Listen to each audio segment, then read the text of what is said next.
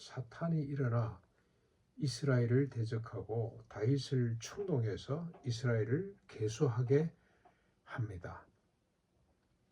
사탄이 실제합니다. 실제. 그러면서 이스라엘을 대적하고 다윗을 충동해서 이스라엘을 계수하게 합니다. 다시 말하면 자신의 성과를 자랑하게 합니다. 자기를 드러내게 합니다. 그랬더니 2절 다윗이 요압과 지도자들에게 브엘세바에서부터 단까지 이스라엘을 계수하고 보고하라고 지시를 합니다. 제일 남쪽 그리고 제일 북쪽 브엘세바에서 단까지 꽤 넓은 땅입니다.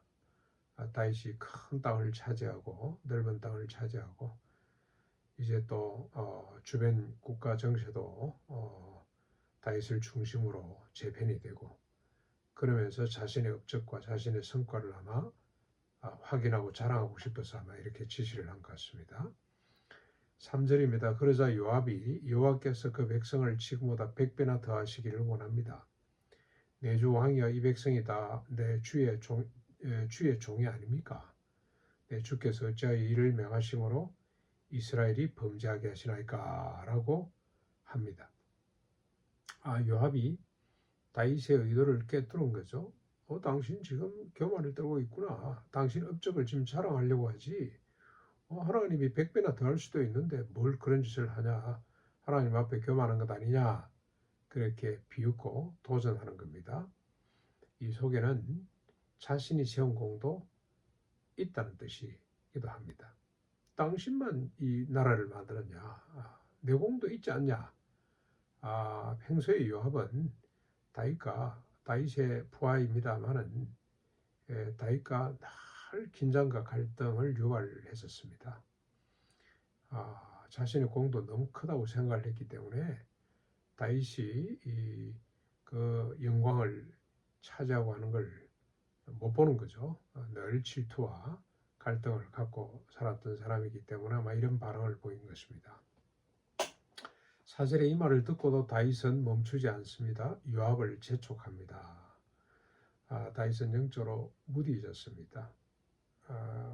아마 여기에는 요압과 보이지 않는 이 갈등, 긴장 관계도 작용했던 것으로 보입니다. 뭔가 요압보다 훨씬 더 권위를 갖고 요압을 권위로 이렇게 누르기 위해서는 명령을 철회할 수가 없는 거죠. 끝까지 고집을 피우고 있습니다. 그러자 요압이 이스라엘 땅을 두루 돌아다닌 후에 예루살렘에 돌아와서 다윗에게 보고를 합니다. 칼을 뺄 만한 자가 110만, 유다 중에 칼을 쓸 수 있는 사람이 47만, 도합 얼마입니까? 157만이라고 보고를 합니다.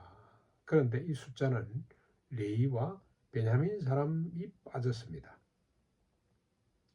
요압이 다윗의 성과를 축소한 게이죠.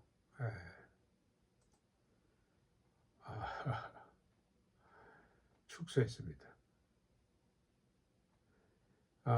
인간은 서로 주장하고 내세우는 숫자가 다르죠.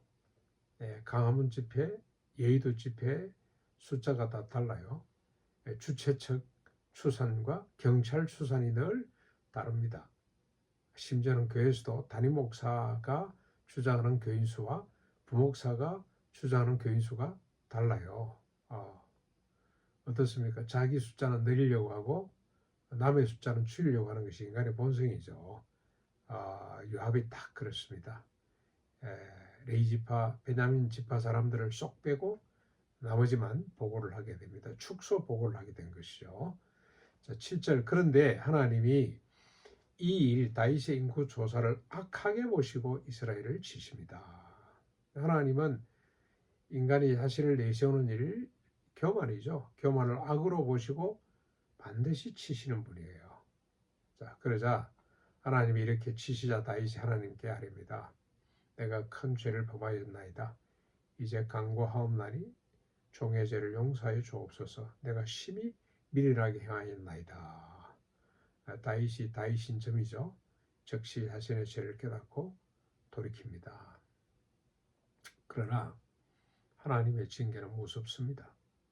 예, 선지자 갓을 보내서 말씀합니다. 가서 다윗에게 말하여 이르기를 내가 세 가지를 내놓으리니 그 중에 하나를 택해라. 그러면서 내놓은 세 가지가 뭡니까? 3년 기근이든지 아니면 네가 석 달을 적군에 쫓기든지 아니면 여호와의 칼 곧 전염병이 사흘 동안 온 이스라엘 지경을 덮게 하든지 이 세 중에서 하나를 선택을 해라 하고 말씀을 하셨습니다. 교만의 대가입니다. 교만은 정말 무섭습니다. 잠언 18장 12절에도 이렇게 이야기를 했죠. 멸망의 선봉이 교만이다. 교만이 멸망의 선봉이라고 했습니다. 반면에 겸손은 뭡니까? 종기의 앞잡이가 된다. 그만큼 하나님은 교만을 싫어하십니다.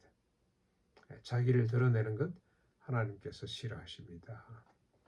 자, 이 세 가지 이 선택을 제안받고 다윗이 갓에게 말합니다. 내가 공경에 빠졌도다. 여호와께서는 긍휼이 심히 크시니 내가 그의 손에 빠지고 사람의 손에 빠지지 아니하려고 한다. 나머지 두 가지는 사람의 손으로 닥치는 재앙입니다. 죄의 벌이죠.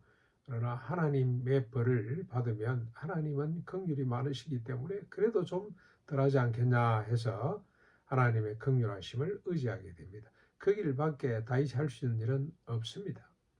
그러자 여호와께서 이스라엘을 전염병으로 치시니 이스라엘 백성 중에 죽은 자가 7만이나 되었더라. 다윗의 교만의 결과는 무고한 백성 7만의 죽음이었습니다. 끔찍합니다.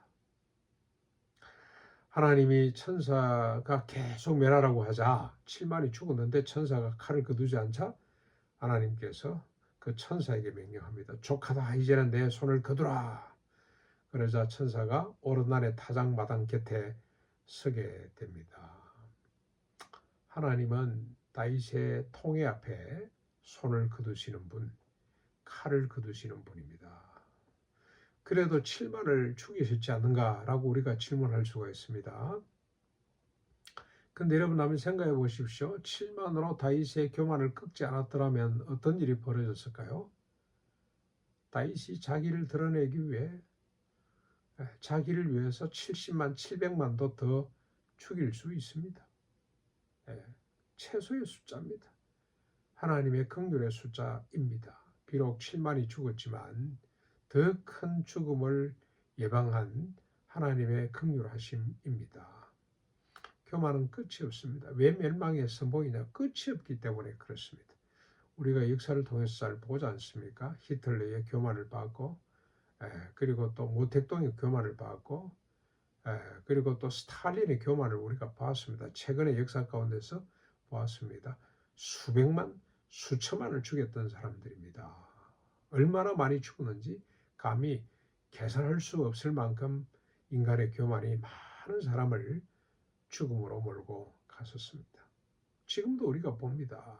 미국 대통령의 교만, 또 그리고 우리 한국 대통령의 교만, 그 교만이 얼마나 사람들을 고통의 나락에 빠뜨리고 있는지.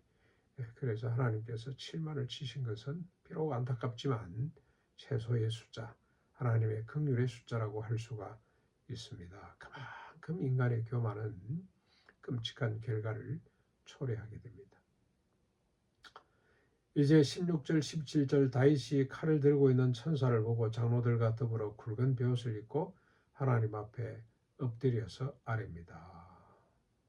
정말로 아름다운 고백입니다. 비록 교만으로 많은 백성을 죽였습니다만 정말로 참 가슴 뭉클한 고백을 하게 되는데 백성을 계수하게 한 자가 내가 아닙니까? 범죄하고 악을 향한 자는 양떼가 아니라 저입니다. 청하건대 나의 하나님이여 주의 손으로 나와 내 아버지 집을 치시고 주의 백성에게 재앙을 내리시 마옵소서. 얼마나 참 아름다운 고백인지요. 비록 교만을 한순간 들었습니다만 하나님의 징계 앞에 다윗은 납작 엎드려서 책임을 전적으로 자신이 지는 거죠. 하나님, 백성을 치지 마시고 저를 쳐 주십시오. 죄를 행한 자가 저가 아닙니까? 하고 하나님 앞에 통회하게 됩니다. 다윗처럼 날마다 순간마다 자신의 부족과 죄를 깨닫고 통회하면서 살아가는, 자신이 전적으로 책임을 지고 죄값을 하나님 앞에 긍휼 하심을 바라는 이런 삶을 살아갈 수 있기를 바랍니다.